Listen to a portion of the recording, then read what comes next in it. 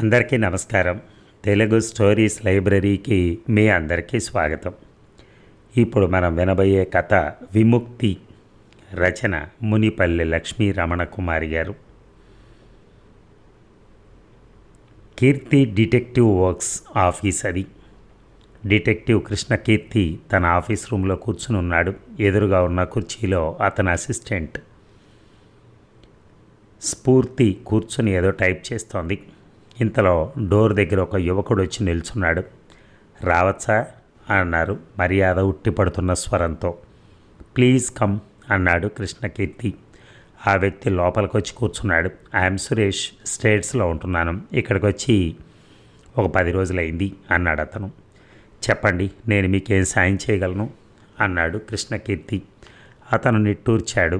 మా తల్లిదండ్రులకి మేమిద్దరం సంతానం. ఒకరు నేను, రెండోది పద్మజ అన్నాడు. కీర్తి వింటున్నట్టుగా తల ఊపాడు. మీకు తెలిసే ఉంటుంది, కొన్నాళ్ల క్రితం ఒళ్ళు కాలి మరణించింది పద్మజ. పద్మజ ఇండస్ట్రీస్ పేరు వినే ఉంటారు అన్నాడు అతను. కృష్ణకీర్తికి స్ఫూర్తికి ఆ పేరు బాగా తెలుసు. బాగా పేరున్న ఇండస్ట్రీ అది. స్టీల్ సామాన్లు చేసే ఫ్యాక్టరీ ఉంది వాళ్ళకి. అదిగాక పద్మజ ఇన్వెస్ట్మెంట్ అని, పద్మజ కన్స్ట్రక్షన్స్ అని రకరకాల బిజినెస్లు ఉన్నాయి. ఆమెది ఆత్మహత్య అనుకుంటాను అన్నాడు కీర్తి. అట్లాగే కేసు క్లోజ్ చేశారు. కానీ నాకు బాగా నమ్మకం ఉంది కృష్ణకీర్తి గారు, అది ఆత్మహత్య కాదు. ఎవరో తెలివిగా హత్య చేసి ఆత్మహత్యగా నిరూపించగలిగారు అన్నాడు సురేష్. ఎలా చెప్పగలరు మీరు? కృష్ణకీర్తి అడిగాడు. ఇది చెప్పాలంటే గతం గుర్తు చేసుకోవాల్సి ఉంటుంది. పద్మజ, నేను అన్నా చెల్లెళ్ళం. మా ఇద్దరికి 5 సంవత్సరాల తేడా ఉంది. పద్మజకు 5 ఏళ్ల వయసు రాగానే మా అమ్మగారు పోయారు. మా నాన్నగారు మాకు తనే తల్లి తండ్రి అయి పెంచారు. మా నాన్నగారు బాబాయి కలిసి వ్యాపారం చేసేవాళ్ళు. సుమారు 15 ఏళ్ల క్రితం మా బాబాయికి హఠాత్తుగా దుర్బుద్ధి పుట్టింది. మా నాన్నగారిని మోసం చేసి ఆస్తి చేజిక్కించుకున్నాడు. మేము నిరాశ్రయులం అయిపోయి వీధిలో నిలబడ్డాం. అంత కష్టంలో కూడా మా నాన్నగారు ధైర్యం కోల్పోలేదు. న్యాయం కోసం పోరాడారు. మా ఇద్దరికి ఎంతో ధైర్యం చెప్పేవాళ్ళు. ఏవైనా పేదరికానికి, మా దీనస్థితికి కొద్దిగా బాధపడేవాడిని నేను. కానీ పద్మజ ఇసుమంతైనా చెల్లించలేదు. పరిస్థితులు తలకిందులైనా ఒక్కసారిగా జీవన విధానమే మారిపోయినా పద్మజ చక్కగా అడ్జస్ట్ అయిపోయింది. మా నాన్నగారు మా ఇద్దరికీ ఆత్మవిశ్వాసాన్ని, ధైర్యాన్ని నూరిపోశారు. ఎంతటి కష్టాన్నైనా ధైర్యంగా ఎదుర్కోవాలని, పిరికితనంతో వెనకంజ వేయకూడదని చెప్పేవాళ్ళు. ఆయన శిక్షణలో మేము మంచి క్రమశిక్షణని, ఆత్మబలాన్ని, సాహసాన్ని అలవరుచుకున్నాం. ఆ తర్వాత అదృష్టవశాత్తు మా ఆస్తి మాకు దక్కింది. కొన్నాళ్ళకి మా నాన్నగారు కూడా పోయారు. మేము ఒంటరిగా జీవితంతో పోరాడుతూ వచ్చాం.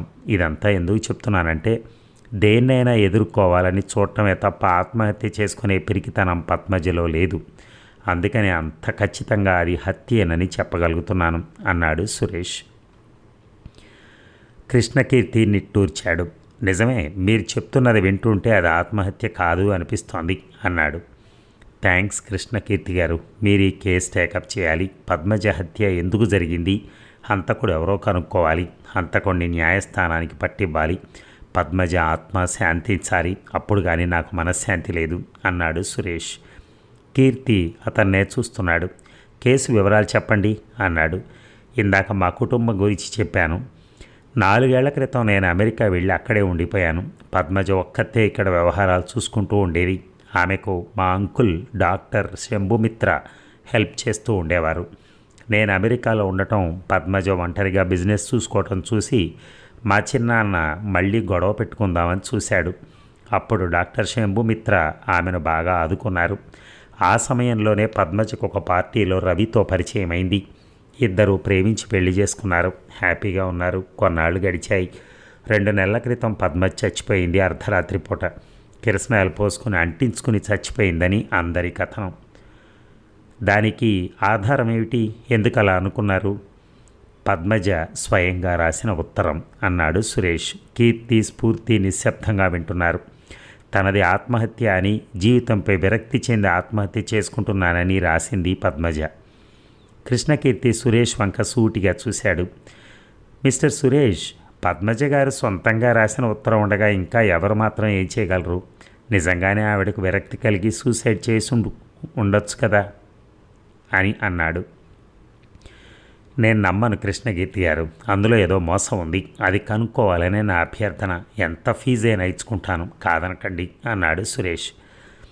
సరే, మిగతా విషయాలు చెప్పండి. మీరెవరిని అనుమానిస్తున్నారు? మీ మిత్రులు, బంధువులు ఎవరు, శత్రువులు ఎవరు అని అడిగాడు కీర్తి. మాకు మిత్రులు అంటే ఎవరు పెద్దగా లేరు.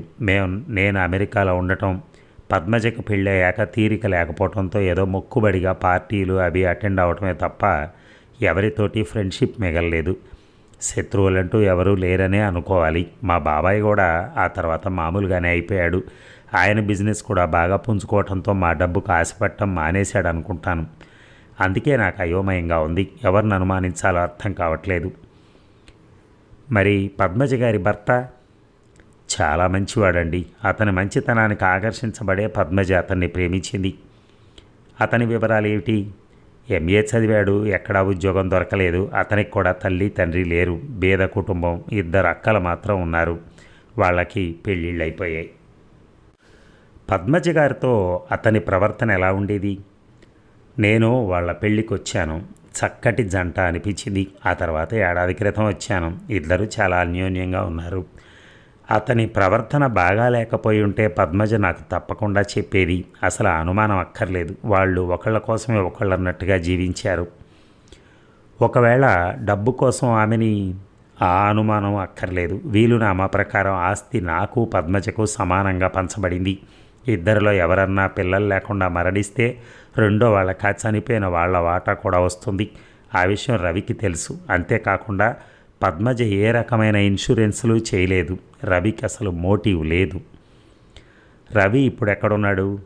హాస్పిటల్ నుంచి డిశ్చార్జ్ అయి నెల అవుతోంది. పద్మజ అరుపులు విని వంటింట్లోకి పరిగెత్తాడు అతను.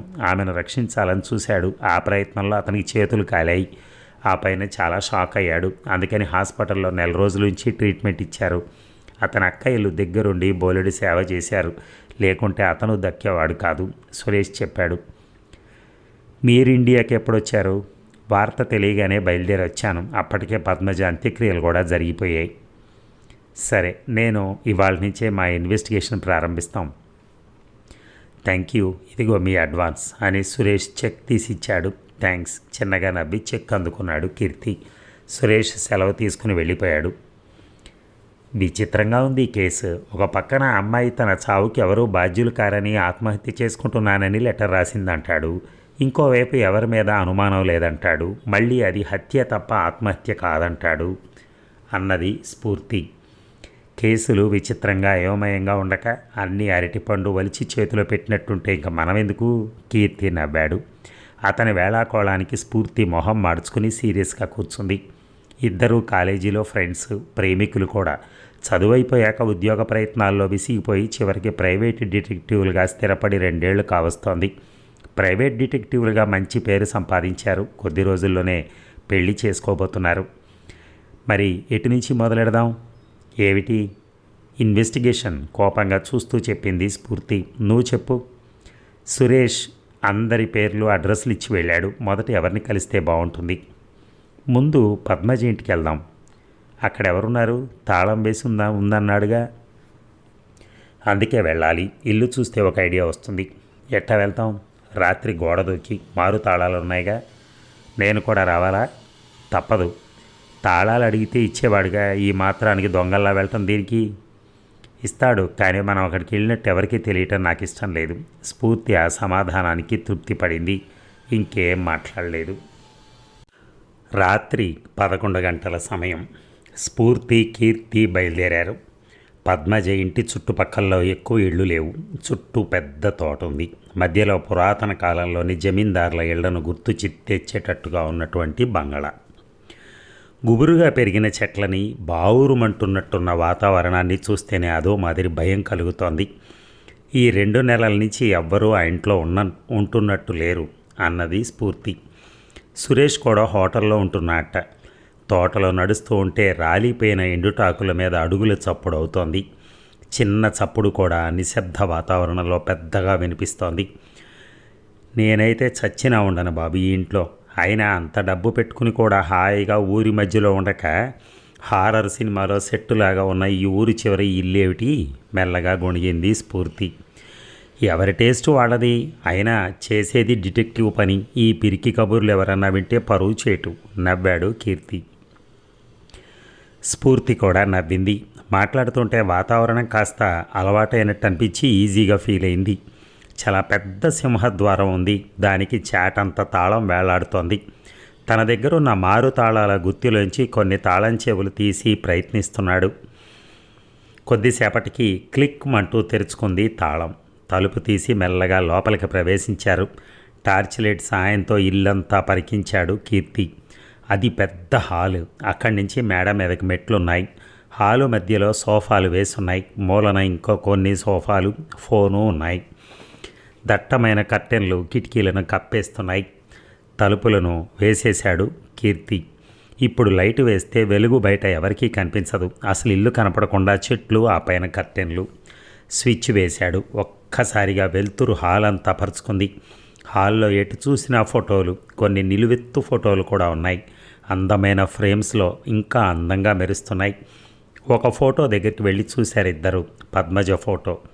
అంతవరకు ఆమె సాధారణంగా ఉంటుందనో, కాకపోతే కాస్త అందగత్తై ఉంటుందనో అనుకున్నారిద్దరు. వాళ్ళ అంచనా తారుమారు చేస్తూ ఆ ఫోటోలో ఒక జగదేక సుందరి చిరునవ్వు నవ్వుతోంది. రెప్ప వేయటం కూడా మర్చిపోయి కళ్ళప్పగించి చూస్తున్నారు ఆ ఫోటోని. ఆమె అందాన్ని వర్ణించటానికి వీల్లేదు. సృష్టికర్త తన నైపుణ్యాన్నంతా ప్రదర్శించి తీర్చిదిద్దినట్టుగా ఉంది ఆమె. నల్లగా విశాలంగా ఉన్న కళ్ళు జీవకళతో నవ్వుతున్నాయి. సంపెంగ లాంటి ముక్కు, జాజి మొగ్గల్లాంటి పెదవులు, ఒకటేమిటి సర్వాంగాలు అందం పుణికి పుచ్చుకున్నాయి. అందము, టీవీ ఆ యువతిలో ఉట్టి పడుతున్నాయి. లోకాన్ని శాసించే మహారాణిలా ఉంది ఆమె. చాలాసేపు అట్లాగే చూస్తూ ఉండిపోయారు. ఎంతసేపు చూసినా ఇంకా చూడాలనిపిస్తోంది. అందమే కాక అదో మాదిరి ఆకర్షణ కూడా ఉంది. ముందుగా కీర్తి తేరుకున్నాడు. చాలా అందంగా ఉంది కదా ఈవిడ అన్నాడు. ముభావంగా అంది స్ఫూర్తి. అదేమిటి అలా అయిపోయావు? ఏం లేదు, ఇంత అందగత్తెకు అందమైన చావు రాస్తే బాగుండేది. భగవంతుడు ఎంత నిర్దయుడు. ఈ సౌందర్యం అంతా మంటల్లో పడి సజీవ దహనం అయిపోయింది కదూ. బహుశా చూడటానికి కూడా భయం వేసేటట్టుగా ఉండి ఉంటుంది శవం. అది తలుచుకుంటేనే బాధగా ఉంది. అన్నీ కూడా 3 నాళ్ల ముచ్చటే కదా అనిపించింది. సరేలే, వేదాంతం చాలించి వచ్చిన పని చూద్దాం. అక్కడి నుంచి కదిలారు ఇద్దరు. ప్రతి ఫోటో పద్మజ సౌందర్యాన్ని చాటుతోంది. ఇంట్లో ప్రతి వస్తువు కళాత్మకంగా ఉంది. పద్మజకు మంచి టేస్ట్ ఉన్నట్టుంది. డ్రాలు, బీరువాలు వెతికారు. కొన్ని లెటర్స్ కనిపించాయి. అన్నీ పద్మజ, రవి ఒకరినొకరు రాసుకున్నవి. ఒకళ్ళంటే ఒకళ్ళకి ఎంత ప్రేమ ఉందో అర్థమవుతోంది ఆ లెటర్స్ చూస్తుంటే. ఇంట్లో బోలెడు కెమెరాలు ఉన్నాయి. Wide angle lens, zoom lens, close up lens ఉన్నాయి. ఇద్దరిలో ఎవరికో ఫోటోగ్రఫీ మీద ఇంట్రెస్ట్ ఉంది అన్నది స్ఫూర్తి. రవికే అయి ఉండాలి. ఎందుకంటే అతని ఫోటోలు తక్కువ, ఆమె ఫోటోలు ఎక్కువ ఉన్నాయి. చూసావా, అతనే తీసినట్టున్నాడు. ఇవన్నీ ఎన్లార్జ్ చేసినవి హాల్లో పెట్టారు. అవును, ఆల్బమ్లలో ఫోటోల్లో రవి, పద్మజ అన్యోన్యానికి ప్రతీకల్లా ఉన్నారు. సురేష్ అనుమానానికి అర్థం ఉంది. ఒకటి, పద్మజలో పిరికితనం లేకపోవటం. రెండోది, ఆమెకి జీవితంలో అన్నీ ఉన్నాయి. విరక్తి కలిగిన సంఘటనలు జరిగినట్టు దాఖలాలు లేవు అన్నాడు కృష్ణకీర్తి. స్ఫూర్తి తల ఊపింది. ఇద్దరు వంటగదిలోకి వెళ్ళారు. గదంతా శుభ్రం చేసింది. నీట్గా ఎక్కడి సామాన్ అక్కడ సర్ది ఉంది. స్ఫూర్తికి ఆ గది చూస్తుంటే ఒళ్ళు జలధరించినట్టయింది. 2 నెలల క్రితం ఇట్లాగే అర్ధరాత్రి సమయంలో పద్మజ మంటల్లో కాలిపోతూ ఉండాలి. హత్య అయినా ఆత్మహత్య అయినా పాపం మంటల్లో మసైపోతూ ఎంత బాధ అనుభవించుంటుంది. ఆ భీభత్సం జరిగిన స్థలం ఇదేనని తలుచుకుంటే ఎందుకో బాధ అనిపించింది. కృష్ణకీర్తి చెయ్యి పట్టుకుంది. కీర్తి ఆమె చేతి మీద తన చెయ్యి వేసి మృదువుగా నొక్కాడు. ఆ స్పర్శలో స్ఫూర్తికి ఎంతో ధైర్యం వచ్చినట్టుంది. ఇంతలో హఠాత్తుగా లైట్లు ఆరిపోయాయి. అంతా చిమ్మ చీకటి. కృష్ణకీర్తిని దాదాపు కౌగిలించుకున్నట్టుగా పట్టుకుంది స్ఫూర్తి. ఎందుకో చెప్పలేని భయం. అవతల గదిలో చిన్నగా అలికిడి. ఏమిటది? తన భ్రమ లేక నిజంగా ఎవరైనా ఉన్నారా? హంతకుడు తామేం చేస్తున్నారో చూడాలని వచ్చి లైట్స్ ఆఫ్ చేశాడా? కృష్ణకీర్తి టార్చ్ లైట్ వెలిగించాడు. కరెంటు పోయినట్టుంది అన్నాడు. స్ఫూర్తి మొహంలో భయాన్ని చూసి చిన్నగా నవ్వాడు. ఇంత భయపడేదానివి డిటెక్షన్కి దూరంగా ఉండాలి అన్నాడు. భయమా? నువ్వు దగ్గరుండగా నాకు భయం ఎందుకు? లోకాలన్నీ జయించగలను. థ్యాంక్ యూ, నా మీద చాలా ప్రేమ ఉందన్నమాట. అనుమానమా? అదేం లేదు. ఇద్దరు నవ్వుకున్నారు. ఇక్కడ ఇంకెవరో ఉన్నారు అన్నాడు కీర్తి మెల్లగా. స్ఫూర్తి అతన్ని కరుచుకుపోయింది. ఆమె వీపు మీద చేయి వేసి నిమిరి నవ్వాడు అతను. మనకేం అపకారం చేయరు, భయపడకు, ఇంకా వెళ్ళిపోదాం అన్నాడు అతను. లైట్స్ స్విచ్ ఆఫ్ చేశాడు. ఒక్కొక్క గదిలోకి వెళ్ళి స్విచ్లు ఆఫ్ చేసుకుంటూ వచ్చారు. లేకపోతే తాము వెళ్ళిపోయాక కరెంట్ వస్తే అవి వెలగటం మొదలు పెడతాయి. ఇంటికి ఎవరో వచ్చిన సంగతి అందరికీ తెలిసిపోతుంది. తాళం జాగ్రత్తగా వేశారు. మెల్లగా బయటికి నడిచారు. ఎండుటాకుల మీద నడుస్తుంటే ఎవరో వెనకే నడుస్తున్న అనుభూతి. అది తన భ్రాంత్యా లేక నిజమా? స్ఫూర్తి నిర్ణయించుకోలేకపోయింది. కృష్ణకీర్తి మాత్రం ఏ జంకు లేకుండా ముందుకు నడిచాడు. గేటు వేస్తూ ఒక్కసారి సాభిప్రాయంగా చూశాడు. ఆ భవంతి ఒంటరిగా నిల్చునుంది భూతంలాగా. అతను అనుమానించినట్టు ఎవరూ కనిపించలేదు. దీర్ఘంగా నిట్టూర్చి ముందుకు నడిచాడు. దూరంగా ఆపిన కారెక్కి ఇంటికి తిరిగి వచ్చారు. ఇక మర్నాడు సురేష్కి ఫోన్ చేశాడు కీర్తి. సురేష్ గారు, పద్మజ గారి ఇల్లు పరిశీలించాలనుకుంటున్నాము. మీరు అక్కడ ఉంటారా? తాళాలు మీ దగ్గర ఉన్నాయా? రవి దగ్గర అన్నాడు.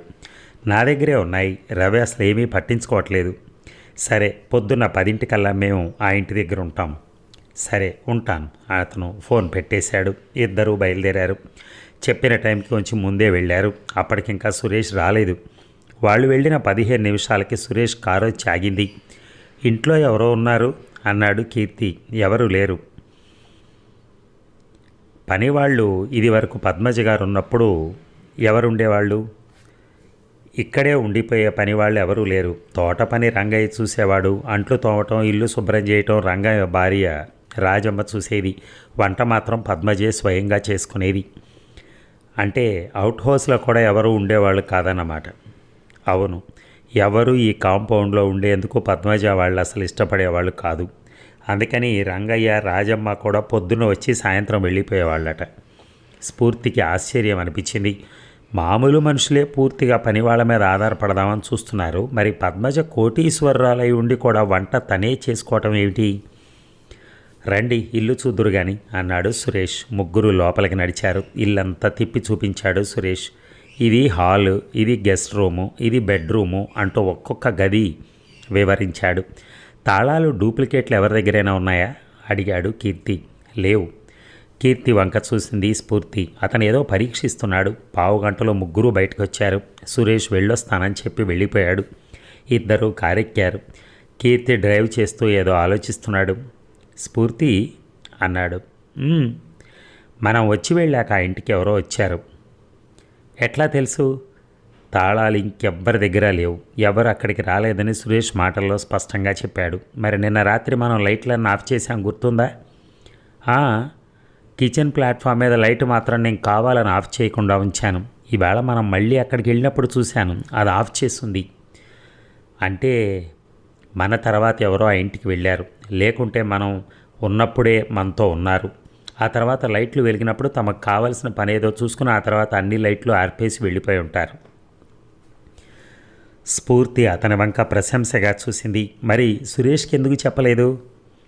ఏమని చెప్పాలి? అసలు మనం పొరపాటు చేశాం. నిన్ననే అక్కడ అన్ని గదులు వెతికి ఆ దాక్కున్నది ఎవరో పట్టుకోవాల్సింది. గోల్డెన్ ఛాన్స్ పోగొట్టుకున్నాం నిట్టూర్చాడు కీర్తి. పోనీలే, పొరపాట్లు జరక్క మానవు. సరే, మనం ఇప్పుడు ఎటు వెళ్తున్నాం? హాస్పిటల్కి. పద్మజ మరణించేటప్పుడు ఎలా ప్రవర్తించేదో కనుక్కుందాం. ఇద్దరు హాస్పిటల్కి వెళ్ళారు. హాస్పిటల్ హెడ్ని కలుసుకుని తన ఐడెంటిటీ కార్డు చూపించాడు కీర్తి. పద్మజని ఎవరు ట్రీట్ చేశారో అడిగాడు. టీమ్ ఆఫ్ డాక్టర్స్ చూస్తుండేవాళ్ళు ఆమెని. వాళ్ళకి చీఫ్ డాక్టర్ వినయ్ చెప్పాడు ఆయన. మేము ఆయనతో మాట్లాడాలనుకుంటున్నాం. పిలుస్తాను. ఆయన ఎక్స్టెన్షన్లో ఎవరితోనో మాట్లాడాడు. మరొక 5 నిమిషాల్లో డాక్టర్ వినయ్ అక్కడికి వచ్చాడు. 6 అడుగుల ఎత్తు, మంచితనం ఉట్టిపడే మొహం. డాక్టర్ వినయ్ కృష్ణకీర్తి వంక చూసి చిరునవ్వు నవ్వాడు. చెప్పండి, మీకేం చేయగలను నేను అన్నాడు. మీరు పద్మజను ట్రీట్ చేశారు కదా? అవును. ఆమె చావుపై మీ అభిప్రాయం? బర్న్ ఇంజ్యూరీస్తో చచ్చిపోయింది ఆమె. హాస్పిటల్లో చేరాక ఎన్ని రోజులు బతికుంది? ఒక్కరోజు. అప్పుడు ఆమె భర్త రవి ఎక్కడున్నాడు? అతను ఇదే హాస్పిటల్లో జాయిన్ అయ్యాడు. చేతులు బాగా కాలేయి కదా. ఆమె ఏమైనా మాట్లాడేదా? చాలా మాట్లాడేది. ఏమనేది? అదంతా నాకు విచిత్రంగా ఉంటుంది. ఆమె ఎందుకు ఆత్మహత్య ప్రయత్నం చేసిందో తెలియదు, కానీ హాస్పిటల్లో చేరిన దగ్గర నుంచి బతకాలనే ఆశ బలంగా కనపడేది. కానీ తను బతికే అవకాశం లేదని ఆవిడికి బాగా తెలిసిపోయింది. అందుకనే అనుక్షణం భర్త గురించే బాధపడేది. హాస్పిటల్లో వాళ్ళిద్దరు కలుసుకున్నారా? పద్మజన్ చూడటానికి రవి వచ్చాడు. అప్పుడు మీరు అక్కడే ఉన్నారా? అవును. ఇద్దరు ఒకరినొకరు చూసి గట్టిగా ఏడ్చారు. రవి మీకెలా అనిపించాడు? అతను బాగా చెలించిపోయినట్టుగా కనిపించాడు నాకు. కీర్తి ఇంకేం అడగలేదు. ఇంక నేను వెళ్ళొచ్చా? డాక్టర్ వినయ్ అడిగాడు. జస్ట్ ఇంకొక ప్రశ్న. మీరు వాళ్ళని ప్రతి నిమిషం కనిపెట్టి ఉండరు కదా. ట్రీట్మెంట్ ఇచ్చేంతవరకే మీరు వాళ్ళని చూడగలరు. అలా కాకుండా నర్స్ అయితే వాళ్ళని 24 అవర్స్ వాచ్ చేస్తూనే ఉంటారు. అవును. ఆ రోజు వాళ్ళ దగ్గర ఏ సిస్టర్స్ ఉన్నారో చెప్పగలరా? ఆ ప్రశ్నకు హాస్పిటల్ హెడ్ ఏవో బుక్స్ చూశాడు. సిస్టర్ భానుమతి, సిస్టర్ వందన చెప్పాడు. వాళ్ళిప్పుడు ఇక్కడ ఉన్నారా? సిస్టర్ భానుమతి ఆఫ్రికా వెళ్ళింది. ఇకపోతే సిస్టర్ వందన ఉంది, కానీ ఆవిడకి వాళ్ళ డ్యూటీ లేదు. ఆవిడ అడ్రస్ ఇస్తారా? ష్యూర్. ఆ అడ్రస్ తీసుకుని థ్యాంక్స్ చెప్పి ఇద్దరూ బయలుదేరారు. సిస్టర్ వందన ఇంటికి వెళ్దాం అన్నాడు కీర్తి. ఓకే అంది స్ఫూర్తి. వందన ఇంట్లోనే ఉంది. ముందు వాళ్ళిద్దరినీ చూసి కొద్దిగా ఆశ్చర్యపోయినా ఆ తర్వాత బాగా కోఆపరేట్ చేసింది. వాళ్ళిద్దరూ డిటెక్టివ్లని, పద్మజన్ ఎవరో హత్య చేసుకుంటారని అనుమానిస్తున్నారని తెలుసుకుని నివ్వెరపోయింది. కృష్ణకీర్తి ఆమె ఆశ్చర్యాన్ని గమనిస్తూనే ఉన్నాడు. పద్మజది ఆత్మహత్య అనే మీరు అనుకుంటున్నారా? హత్య అని మీకు అనుమానం లేదా? అడిగాడు. ఎంత మాత్రం లేదు అన్నది వందన ఖండితుగా. ఎందుకని? పద్మజ మామూలుగా చావలేదు. కాల్చుకుని చచ్చిపోయింది. కాలిన గాయాలతో నరకయాతన పడుతూ ఒకరోజు గడిపింది. హత్య చేయబడిన మనిషే అయితే తనను చంపిన వాళ్ళ గురించి మాట్లాడకుండా ఊరుకోదు కదా. కానీ ఆమె ఏమీ మాట్లాడలేదు. తిరుగులేని జవాబుకి ఇద్దరు ఏం చెప్పలేకపోయారు. మరి దేని గురించి మాట్లాడేది? ఎంతోమంది పేషెంట్స్ వస్తూ ఉంటారు, కానీ పద్మజ మాత్రం నాకు ప్రత్యేకంగా గుర్తుండిపోయింది. పద్మజ రాగానే ట్రీట్మెంట్ మొదలెట్టాం. ఆమె రవిని చూడాలని గొడవ చేయటం మొదలెట్టింది. అతను కూడా ఆమెను కలుసుకుంటానని ఆడవటం మొదలెట్టాడు. ఇక చివరికి అతన్ని గదిలోకి తీసుకొచ్చాం. శరీరం మొత్తం కాలిపోయి భయంకరంగా కనిపిస్తున్న పద్మజను చూసి అతను విపరీతంగా చలించిపోయాడు. పద్మజ పద్మజ అంటూ వెక్కి వెక్కి ఏడ్చాడు. మగవాళ్ళు అంత ఇదిగా ఏడవటం నేను ఎక్కడా చూడలేదు. భార్య కోసం సర్వస్వం ఇచ్చేసే రకం మనిషి అతను. అతని ఆరోగ్యము సరిగా లేదు. ఎవరెంత చెప్పినా వినకుండా ఇద్దరు ఒకళ్ళను చూసి మరొకళ్ళు ఏడుస్తున్నారు. చివరికి బలవంతాన అతని గదిలోకి పంపించారు. మీతో పద్మజ ఏమన్నా మాట్లాడేదా? రవి గురించి అడుగుతూ ఉండేది. ఆయన మందు వేసుకున్నారా? ఆయనకేమి ట్రీట్మెంట్ ఇస్తున్నారు? ఆయన గాయాలు నయమవటానికి ఇంకెన్నాళ్ళు పడుతుంది? ఇలాంటి ప్రశ్నలన్నీ అడిగేది. ఎంతసేపు ఆయన గురించే తప్ప తను ఏమైపోయినా పర్వాలేదన్నట్టుగా కనిపించేది. మరి ఆత్మహత్య ఎందుకు చేసుకున్నట్టు? అదే అర్థం కావట్లేదు. అసలు కారణం ఏమిటో, ఎంత బలీయమైందో. మరి పద్మజ వివరాలేం రాయలేదుగా అందులో. అవును. స్ఫూర్తి ఆమె వైపు మెచ్చుకోలుగా చూసింది. ఇంకేమైనా అడగాలా? నేను కొంచెం సేపట్లో బయటికి షాపింగ్కి వెళ్ళాలి అందామె. ఏమీ లేదు. ఎప్పుడైనా అవసరం అనుకుంటే మళ్ళీ వస్తాం తప్పకుండా అని ఆమె లేచి లోపలికి వెళ్ళింది. టీ కప్పులతో తిరిగి వచ్చింది. ముగ్గురు టీ తాగుతున్నారు. పద్మజ చచ్చిపోయాక ఏం జరిగింది? మెల్లగా అంది స్ఫూర్తి. ఏముంది, అతను నానా గోలా చేసి ఏడ్చాడు. ఆ తర్వాత అంత్యక్రియలు చేశాడు. నందన మామూలుగా చెప్పింది. నేను ఇలా చెప్తుంటే మీకు వింతగా ఉందేమో కదూ, కానీ చావుల్ని చూసి చూసి బాగా అలవాటైపోయాయి. అందుకే ఎంత ఘోరమైన చావు చూసినా సీరియస్గా తీసుకోను. నిజమే, రోజూ చూస్తుంటే ఏదైనా అలవాటైపోతుంది అన్నది స్ఫూర్తి. వందన ఇంటి నుంచి బయలుదేరారు. ఉపయోగించే సమాచారం ఒక్కటీ లేదు అంది స్ఫూర్తి. అవును. తర్వాత కార్యక్రమం ఏంటి అడిగింది స్ఫూర్తి. నువ్వు ఈరోజు రవిని రాజమ్మని కలుసుకోవాలి అన్నాడు కీర్తి. ఓకే. ఎక్కడున్నారో తెలుసా? రవి వాళ్ళ అక్కయ్య ఇంట్లో ఉన్నాడు. అడ్రస్ ఇదిగో, దీని వెనకాలే రాజమ్మ అడ్రస్ రాశాను అని కృష్ణకీర్తి ఒక కాగితం ఇచ్చాడు. స్ఫూర్తి అడ్రస్ ప్రకారం వెళ్ళి రవి ఉన్న ఇంటి తలుపు కొట్టింది. ఎవరు కావాలి? ఒక 40 ఏళ్ల స్త్రీ తలుపు తెరిచి చిరాగ్గా చూస్తూ అడిగింది. రవి. మీరెవరు? నేనొక ప్రైవేట్ డిటెక్టివ్ని. విజిటింగ్ కార్డు ఇచ్చింది స్ఫూర్తి. ఆమె కళ్ళల్లో లీలగా కనిపించిన భయాన్ని స్ఫూర్తి చురుకైన చూపులు ఇట్టే పట్టేశాయి. లోపలికి రండి అన్నది పక్కకు తప్పుకొని. ఇద్దరూ సోఫాలో కూర్చున్నారు. రవి కండిషన్ బాగాలేదు, చాలా నీరసంగా ఉన్నాడు. పద్మజ మరణంతో తీవ్రమైన డిప్రెషన్కి లోనయ్యాడు. బహుశా ఇంకా తేరుకోలేడేమో అనిపిస్తోంది. అతని కోసమే అద్దె ఎక్కువైనా పెద్ద ఇల్లు తీసుకున్నాను. ఇందులో ఒక రూమ్ స్పెషల్గా రవికే అన్నది ఆవిడ. ఊరు బయట తోటలో ఉన్న ఇల్లు ఖాళీగానే ఉందిగా, మీరంతా అందులోనే ఉండొచ్చు కదా. మీకు తెలుసో లేదో, పద్మజ పోయాక ఆమె ఆస్తిలో చిల్లి గవ్వ కూడా అనుభవించే హక్కు లేదు రవికి. స్ఫూర్తి తల ఊపింది. పద్మజను వాడు ప్రాణం కన్నా ఎక్కువగా ప్రేమించాడు. ఒక్క నిమిషం ఆమె కనపడకపోతే గిలగిలలాడిపోయేవాడు. ఇప్పుడు ఆమె పోయాక దాదాపు పిచ్చివాడైపోయాడు. చెప్పుకుపోతోంది ఆమె. రవిని చూడనా అడిగింది స్ఫూర్తి. రండి. ఆమె లోపలి గదిలోకి నడిచింది. చిన్న కారిడార్ని దాటి ఓ గది ముందు నిలబడ్డారిద్దరు. తలుపులు వేస్తున్నాయి. రవి, ఆమె తలుపు కొట్టింది. బదులు లేదు. చెప్పాను కదండి, మన లోకంలో ఉండడు, చూద్దాం అని మళ్ళీ తలుపు కొట్టింది ఆమె. చాలాసేపు అలాగే విసుగు లేకుండా తట్టాక తలుపులు మెల్లగా తెరుచుకున్నాయి. రవి స్ఫూర్తి ఎదురుగా ఉన్నాడు ఇప్పుడు. అతన్ని చూస్తూనే స్ఫూర్తికి గుండెల్లో తొలిచినట్టయింది. దిగులుకి దుఃఖానికి ప్రతిరూపంలా ఉన్నాడు అతను. పీక్కుపోయిన మొహం, లోతుకుపోయిన కళ్ళు, పెరిగిన గడ్డం, జుట్టు. ఏం కావాలని కూడా అడగలేదు. స్ఫూర్తిని గమనించినట్టు కూడా లేదు. మాట పలుకు లేకుండా అలాగే నిలబడ్డాడు. ఈ అమ్మాయి డిటెక్టివ్ అట, మీతో మాట్లాడాలంటోంది అన్నదావిడ. అతని కళ్ళల్లో భయం కానీ ఏ భావం కానీ లేదు. అట్లాగే నిర్లిప్తంగా ఉన్నాడు. ఆవిడ స్ఫూర్తి చేపట్టుకుని గదిలోకి తీసుకెళ్లి కూర్చోబెట్టింది. అతన్ని మంచం మీద కూర్చోమంది. మీరు మాట్లాడుతూ ఉండండి, నేను టీ చేసి తెస్తాను అందావిడ బయటికి వెళ్తూ. అతను అలాగే శిలా విగ్రహంలా కూర్చున్నాడు. స్ఫూర్తి గదంతా పరికించి చూస్తోంది. ఓ పక్క ఆంజనేయ స్వామి పటం, మరో పక్క ఆంజనేయ స్వామి బొమ్మ ఉన్నాయి. గోడలకు పద్మజ ఫోటోలు కనిపిస్తాయేమో చూసింది. ఒక్కటి కూడా లేదు. ఎక్కడా పద్మజ ఫోటోలు కానీ ఏ గుర్తులు కానీ లేవు. ఐఎమ్ సారీ, మీ బాధలో ఉంటే నా ప్రశ్నలతో మరింత బాధ కలిగిస్తానేమో అంది. అతను మాట్లాడలేదు. అసలు తను మాట్లాడుతుంది అతను వింటున్నాడా లేదా అని అనుమానం కలిగింది స్ఫూర్తికి. ఆవిడ టీ కప్పులతో వచ్చింది. ఓ కప్పు స్ఫూర్తికి ఇచ్చి రెండోది తీసుకుని అతను ముందుకెళ్ళింది. తాగమన్నట్టుగా అతను నోటి ముందు పెట్టింది. జీవం లేని గాజుగోడ్ల లాంటి కళ్ళు తిప్పాడు అతను. వద్దక్క అన్నాడు. అతను నోరు తెరిచి మాట్లాడటం అప్పుడు చూసింది స్ఫూర్తి.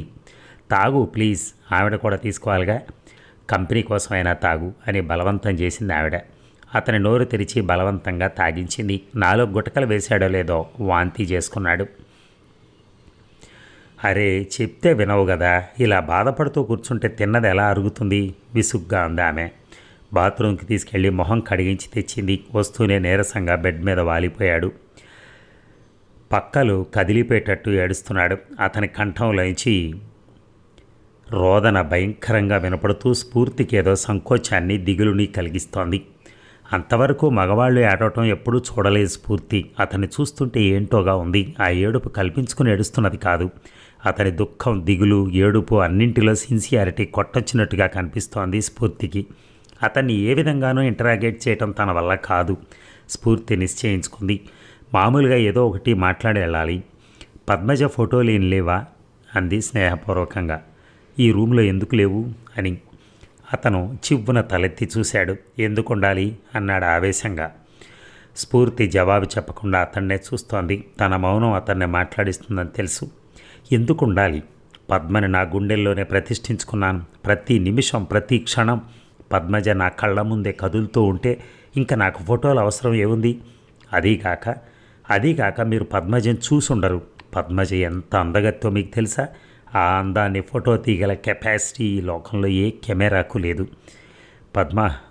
పద్మ అతను వెక్కి వెక్కి ఏడుస్తున్నాడు. స్ఫూర్తి నిస్సహాయంగా చూస్తోంది. కొంచెంసేపు అలాగే కూర్చుని వెళ్ళొస్తానంటూ లేచింది. అతను వినిపించుకోలేదు. ఆవిడ మాత్రం గేటు దాకా వచ్చింది. అతను ఇప్పుడిప్పుడే కోలుకునే ప్రసక్తి లేదు అన్నది స్ఫూర్తి సానుభూతిగా. ఆవిడ కోపంగా చూసింది. అవును, ఆ పిల్ల ఎందుకు చావాలి చెప్పండి? చచ్చేది ఉత్తరంలో ఎందుకు చావాలనుకుందో రాసైనా చావలేదు. మరి అందరికీ అనుమానం రాక ఏమవుతుంది? అంత గొప్పవాళ్ల పిల్ల మనకొద్దురా అంటే విన్నాడు కాదు, ఇప్పుడు అనుభవిస్తున్నాడు. పిల్లల్ని కష్టం సుఖం తెలియకుండా సుకుమారంగా పెంచి గొప్పగా మురిసిపోతారు. చివరికి వాళ్ళు చిన్న చిన్న విషయాలకు కూడా పెద్దగా బాధపడి వాళ్ళు చచ్చి ఇతరులను చంపుతారు అన్నది కసిగా. స్ఫూర్తి మాట్లాడలేదు. నిజానికి రవి పరిస్థితి చూస్తే తనకే ఇంత బాధగా ఉంది, ఇంకా తోబుట్టు కాబట్టి ఆవిడ బాధ ఇంకెంత ఉండాలి. వెళ్ళొస్తాను అన్నది మెల్లగా. మంచిది. కీర్తి చెప్పిన రెండో పని తోటమాలి రంగయ్యని రాజమ్మని కలుసుకోవటం. అట్నుంచి కారుని రంగయ్య ఇంటికి పోనిచ్చింది. కారు ఇంటి ముందు ఆగిన శబ్దం వినగానే ఒక అతను తలుపు తెరిచి చూశాడు. ఎవరు కావాలన్నట్టుగా ప్రశ్నార్థకంగా చూశాడు. రంగయ్యని పిలుస్తారా అన్నది స్ఫూర్తి. నేనే రంగయ్యని, ఏం కావాలి మీకు అన్నాడు అతను. నేను పద్మజ స్నేహితురాలి, మీతో కొంచెం మాట్లాడాలి. అలాగా, లోపలికి రండి అమ్మా అన్నాడు అతను. స్ఫూర్తి లోపలికి వెళ్ళి అతను చూపించిన నులక మంచం మీద కూర్చుంది. ఇంకొక గది వంటగదిలా ఉంది. అందులోంచి రాజమ్మ కాబోలు వచ్చింది. మన పద్మజమ్మ గారి స్నేహితులంట చెప్పాడు రంగయ్య. అట్లాగా, చూశారా అమ్మ, దేవత లాంటి మనిషికి ఎట్లాంటి చావు రాశాడు ఆ దేవుడు. ఆ తల్లి ఎన్నడూ ఎవరిని పల్లెత్తు మాట అన్న పాపాన బోల, అందరిని ఎంతో ప్రేమగా చూసుకునేది. చల్లని తల్లి చచ్చిపోయిందంటే ఇంకా నమ్మబుద్ధి కావట్లా అంది రాజమ్మ. మీరు ఆ రోజు, అదే పద్మజ ఒళ్ళు కాలిన రోజు ఎన్నింటికి వెళ్ళిపోయారు అడిగింది స్ఫూర్తి. రాత్రి 8 గంటలకల్లా అన్ని పనులు ముగించుకుని నేను మా మామ వెళ్ళిపోయాం. రోజు నార్మల్గా ఎన్ని గంటలకు వెళ్తారు? అంతే అవుతుంది మామూలుగా. పద్మజ ఎలా కనిపించింది ఆ రోజు? చాలా సంతోషంగా ఉండిందమ్మా ఆ రోజు. స్ఫూర్తి ఆశ్చర్యంగా చూసింది. బాగా జ్ఞాపకం తెచ్చుకో, ఆలోచించు. ఏదైనా చెడ్డ వార్త తెలిసిందా, లేకపోతే ఆమెతో ఎవరన్నా పోట్లాడారా? లేదమ్మా, వాళ్ళకేదో లాభం వచ్చిందట, తెలిసి చాలా సంతోషంగా కనిపించింది. ఇంకా అమ్మతో పోట్లాడేవాళ్ళు లోకంలో ఎవరూ లేరమ్మా, అందరికీ ఆవిడంటే బోలెడిష్టం. రవి ఇక ఆ బాబు పద్మజమ్మ అంటే ప్రాణం పెడతాడు. ఒక్క నిమిషం కనిపించకపోతే చాలు పద్మ పద్మ అంటూ గగ్గోలు పెట్టేస్తాడు. పద్మజకి స్నేహితులు ఉన్నారా ఈ ఊళ్ళో? లేరు. బంధువులు లేరు. ఎప్పుడైనా వెళ్ళినా శంభుమిత్ర గారింటికే. ఆయన డాక్టర్ కదూ? అవును. ఎందుకమ్మా ఇవన్నీ అడుగుతున్నారు అంది రాజమ్మ. తను పద్మజ స్నేహితురాలైతే ఇన్ని ప్రశ్నలు వేయదని రాజమ్మ కూడా గ్రహించిందన్నమాట. స్ఫూర్తి చిన్నగా నవ్వింది. సురేష్ అదే పద్మజ అన్నయ్య కనుక్కోమన్నాడు అనేసి బయలుదేరింది. ఇక ఇవే నేను సేకరించిన సంగతులు అన్నది స్ఫూర్తి కుర్చీలో వెనక్కి వాలుతూ. కీర్తి ఆలోచిస్తున్నాడు. నీకేమనిపిస్తోంది అన్నాడు. పద్మజ జీవితంలో ఏదో సీక్రెట్ ఉంది. ఎందుకలా అనిపించింది? ఒకటి, ఊరు చివరి ఇల్లు, పని మనుషుల్ని ఇంట్లో ఉండనీయకపోవటం. రెండోది, ఎవరితోటి మాట్లాడకుండా ఉండిపోవటం, ఎవరికి చనువు ఇవ్వకపోవటం, తనను తాను అందరికీ దూరం చేసుకోవటం. ఎందుకు చేసి ఉంటుంది అలాగా తెలియటం లేదు. కానీ ఇంకొకటి చూసావా, ఈ ప్రవర్తన అంతా రవితో పరిచయం అయ్యాకే వచ్చింది. అంతకుముందు మామూలుగానే ఉండేదని అందరూ చెప్పారు. కీర్తి ఆలోచిస్తున్నాడు. ఈ లైన్లో ఇన్వెస్టిగేట్ చేద్దాం. పద్మజకి డబ్బు, స్వేచ్ఛ ఉన్నాయి. ఆమె ఒంటరి. ఆమెకు తన జీవితంలో ఎంతోమందితో పరిచయం ఏర్పడి ఉంటుంది. వాళ్ళల్లో ఎవరితోనన్నా ఎక్కువగా డీప్గా పోయి ఉంటే, అంటే నా ఉద్దేశం రవి కాక మరో మగాడు కానీ మగవాళ్ళు కానీ ఆమె జీవితంలో ఉండి ఉంటారు. వాళ్లతో ఆమె విచ్చలవిడిగా తిరిగి ఉండొచ్చు. వాళ్ళు వాటికి సాక్ష్యాధారాలు అంటే వీడియో ఫిల్మో ఫోటోలోనో పెట్టుకుని ఆమెను బ్లాక్మెయిల్ చేసి ఉండొచ్చు. అంతకన్నా ఇంకో కారణం పెద్దగా కనిపించడం లేదు. నేను అలా అనుకోను. ఆమె ప్రవర్తన చాలా మంచిదని అందరూ చెప్పారు. బయటికి కనపడే మనిషి వేరు, అసలైన మనిషి వేరు. మరి ఆ మగవాడు ఎవరో ఎలా తెలుస్తుంది మనకి అంది. రవికి తప్పకుండా తెలిసే ఉంటుంది. పూర్తిగా తెలియకపోయినా కొద్ది వివరాలన్నా తెలియకపోవు. పద్మజకి భర్త ఉన్నాడు. అయినా ప్రలోభాలకు లొంగిపోయి ఉంటుందా? చెప్పలేం. ఆమె ఫోటో చూసావుగా ఎంత అందంగా ఉందో. అందరూ ఫోటోలో కన్నా నిజంగా ఇంకా చాలా బాగుంటుందని అంటున్నారు. మరి అంత అందమైన అమ్మాయి మీద ఎవరి కన్ను పడకుండా ఉంటుందా? ఒకవేళ ఆమె గుణం మంచిదై అతనికి అంటే హంతకుడికి లొంగిపోయి ఉండొచ్చు కూడా. అయినా ఏదో బలహీన క్షణంలోనో లేక మత్తు మందు ప్రయోగించి ఆమెను లొంగ తీసుకుని ఉంటాడు. అతను ఆ తర్వాత డబ్బు కూడా గుంజుతూ ఉండొచ్చు. చివరికి విసిగిపోయి ఆమె ప్రాణాలు తీసుకొని ఉంటుంది.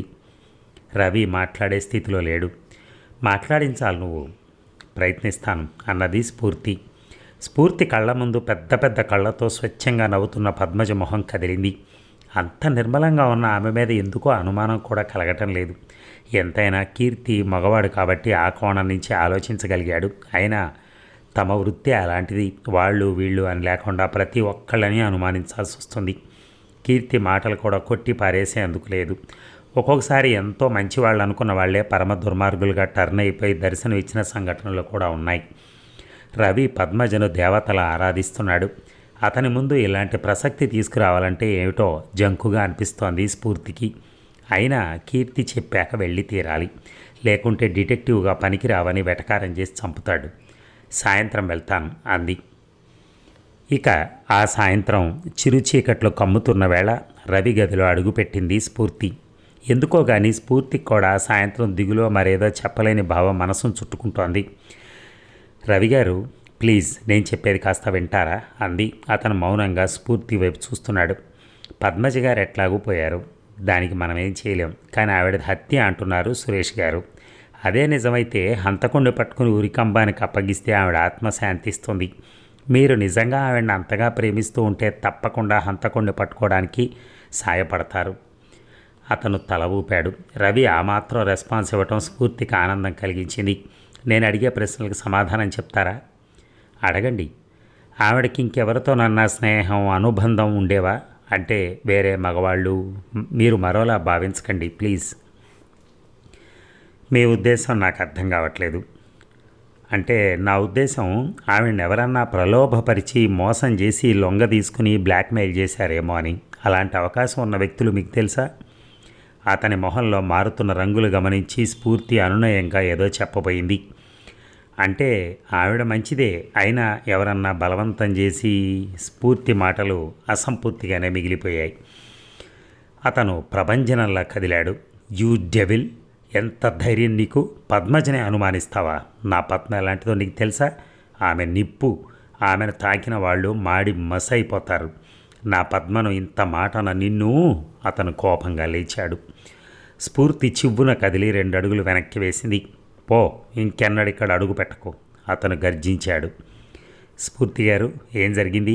కేకలు విని పరిగెత్తుకొచ్చిన అతను అక్క శాంత అడిగింది. ఏం లేదు, వెళ్ళొస్తాను అన్నది స్ఫూర్తి. మళ్ళీ రాకు, అతను అరిచాడు. స్ఫూర్తి బయటకొచ్చింది. కీర్తి మాటలు విని ఇతనితో ఆ విషయం మాట్లాడాలని రావటం తనదే తప్పు. ఎవరైనా భార్య గురించి పిచ్చి పిచ్చిగా మాట్లాడితే ఊరుకోరు. అందులో రవి లాంటి అమర ప్రేమికుడు అసలు ఊరుకోడు. రవి ఇంటి నుంచి 2 అడుగులు వేసిందో లేదో కీర్తి కారు వచ్చి రయ్యన ఆగింది. కీర్తి స్టీరింగ్ ముందు కూర్చుని చిన్నగా నవ్వుతున్నాడు. స్ఫూర్తి మొహం తిప్పేసుకుని వేగంగా నడుస్తోంది. కారెక్కు అన్నాడు అతను మళ్ళీ స్ఫూర్తి ముందుకు తెచ్చి నవ్వుతూ. అక్కర్లేదు, ఐఎమ్ సారీ. అక్కడ ఏం జరిగి ఉంటుందో ఊహించగలను, కానీ నేను నిస్సహాయుణ్ణి. కేసును అన్ని కోణాల్లోంచి చూడాలన్న తపన తప్ప నిన్ను అవమానం పాల్చేయాలని నాకుంటుందా? ప్లీజ్ స్ఫూర్తి అన్నాడు అతను. స్ఫూర్తి నవ్వేసి కారెక్కింది. ముందు మంచి ఐస్ క్రీమ్ తినాలి, అప్పుడు గన్ను చల్లబడవు. బ్లూ ర్యాక్ రెస్టారెంట్ ముందు కారు ఆగింది. స్ఫూర్తిని కీర్తిని చూస్తున్న వాళ్ళు రెప్పవాల్చకుండా అలాగే చూస్తూ ఉండిపోయారు. స్ఫూర్తి ఆ రోజు లైట్ బ్లూ జీన్స్ మీద వైట్ షర్ట్ టక్ చేసింది.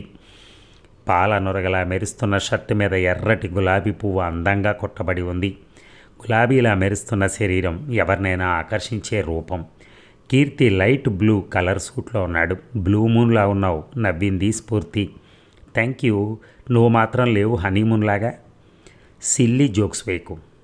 సిల్లీ కాదు లవ్లీ. సర్లే నడు. కీర్తి చేపట్టుకుని ముందుకు నడిచింది స్ఫూర్తి. మరి ఈ భాగం ముగిద్దామా?